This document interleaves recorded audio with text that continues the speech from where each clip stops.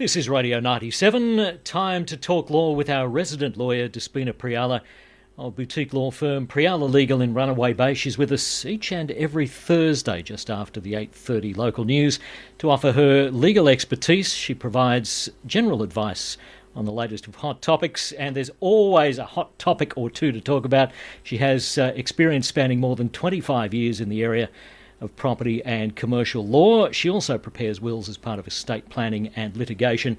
She's with us once again. Hello, Despina.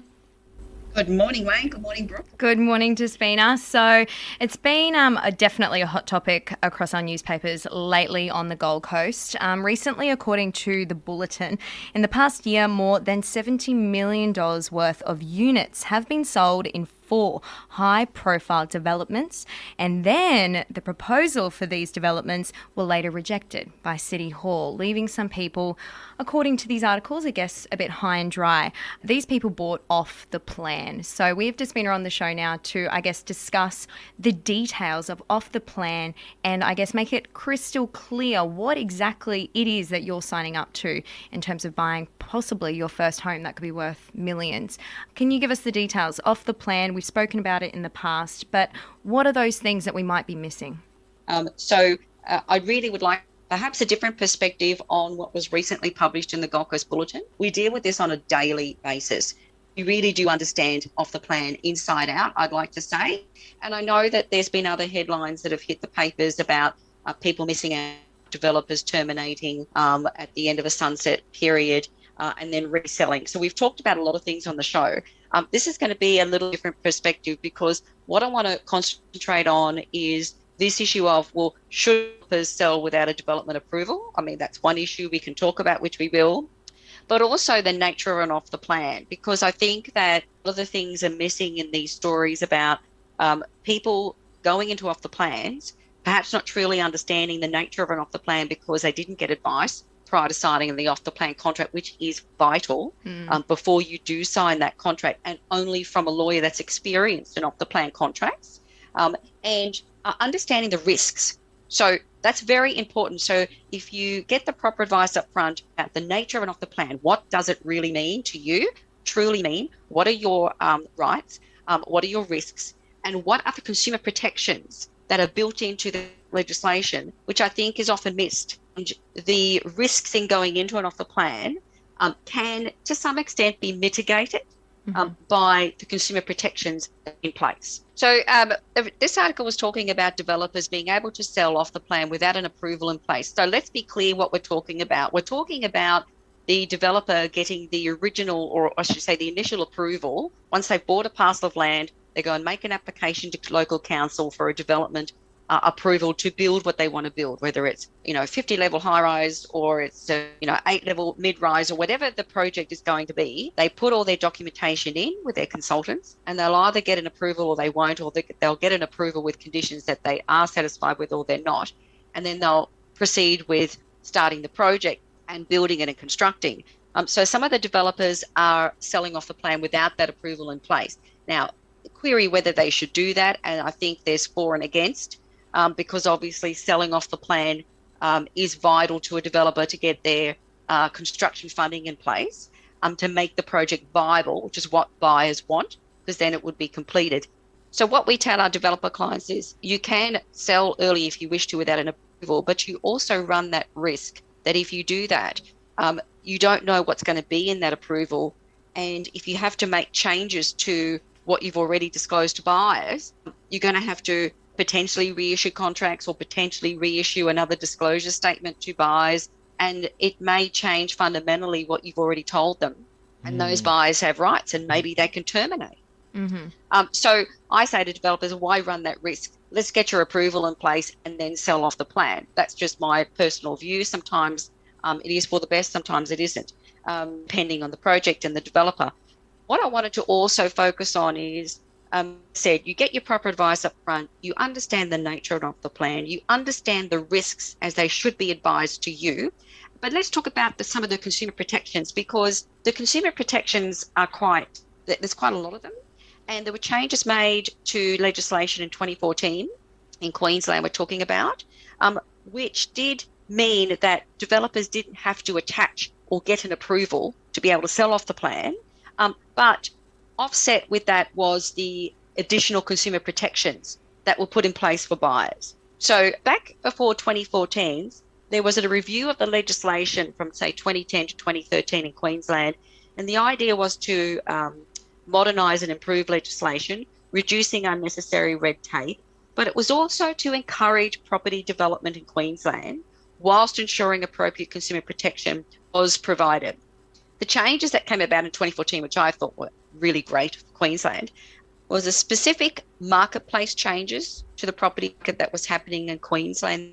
What we might find now is that, 11 or 12 years later in Queensland, we might need another review because the marketplace shifted again. Yeah. And we might need to see another review of the current legislation, which I think would be worthwhile. And it's, well overdue in some cases, particularly with the sunset clauses we talked about a couple of weeks ago. So like I said, going into an off the plan, there are risks for buyers, and you need to understand those risks. One of the big advantages, of course, is that your purchase price that you've agreed to at the beginning is locked in. So that doesn't change regardless of whether the market fluctuates between when you sign that contract and when the project's completed. So your price is always locked in.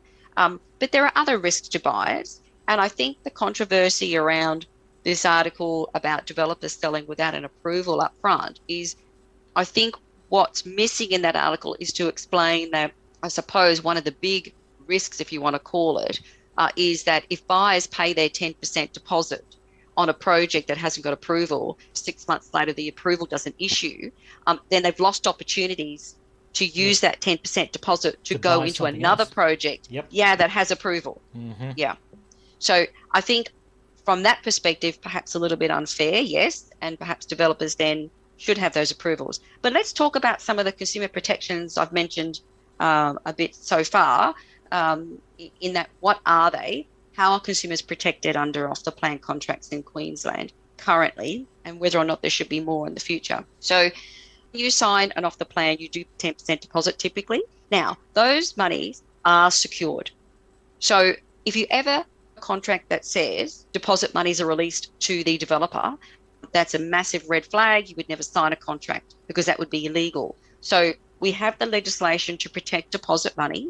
Those monies are typically held by the developer's solicitors in their trust account, and they are held until completion. So the money doesn't go astray, it doesn't go anywhere, it doesn't get given to the developer and he loses it or uses it to fund the project. It doesn't work that way.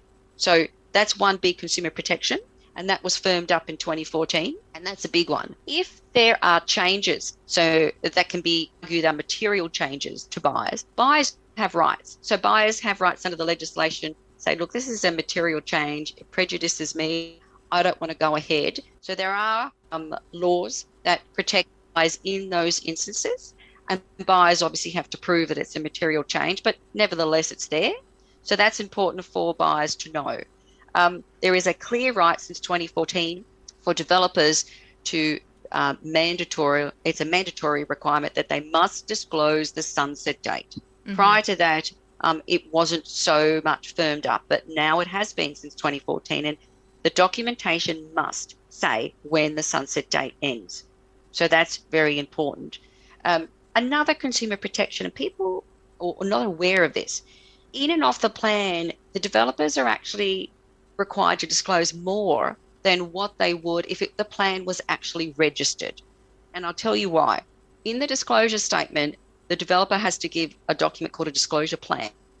And in that disclosure plan, it's very specific, and it was changed in 2014 to add additional information. So, for example, they have to say, what's the proposed number of your lot? What is the area of the proposed lot? What are the other lots in the building? What is the floor level that your lot is to be on in the building? What is the orientation of the lot? Is it north, south, east, west facing? What are the proposed areas outside your lot, such as, do you have a courtyard if it's a townhouse project?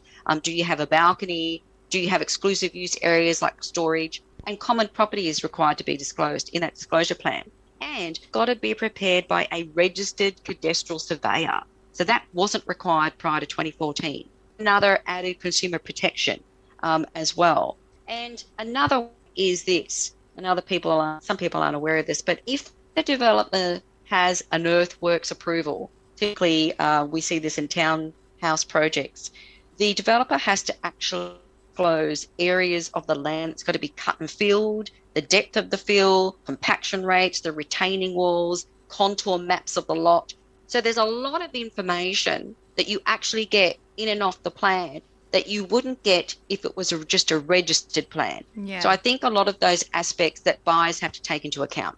So all in all, we've talked about the nature of the plan and the risks and some of the consumer protections. But clearly, any buyer that's interested in going to an off the plan for any project with or without an approval from council must get proper advice from someone who's experienced in off the plans so they can understand the nature of it and their risks and perhaps how those risks can be mitigated. Yep, good advice. This is Talking Law on Radio 97 with Despina Priala. Did you know that you can marry your cousin? True. We'll find out more after this. Stay tuned.